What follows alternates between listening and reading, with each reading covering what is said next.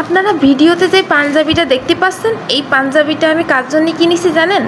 আমাদের বাসায় যে ময়লা কালেক্ট করে সেই আঙ্কেলের জন্য। সেই আঙ্কেলের তো ঈদ, আমরা সবাই ঈদে শপিং করতেছি, পয়লা বৈশাখে শপিং করতেছি, কিন্তু তার একটা উৎসবে সে যদি কিছু কিনতে না পারে, তাহলে কি আমাদেরও ঈদ ভালো কাটে?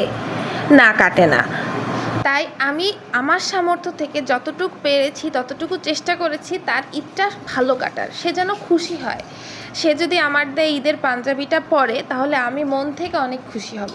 আর আপনারাও চেষ্টা করেন যে আপনাদের সামর্থ্য অনুযায়ী আপনাদের আশেপাশে যে মানুষগুলো আছে যারা আপনাদের সাহায্য করে, তাদের ঈদটাও যেন ভালো কাটুক সেই চেষ্টা করতে। সব মানুষকে সাহায্য করতে পারলে যতটা খুশি লাগবে, ততটা খুশি আপনারা অন্য কোনো কাজে পাবেন না। নিজের একটা জিনিস কিনে এতটা খুশি লাগে।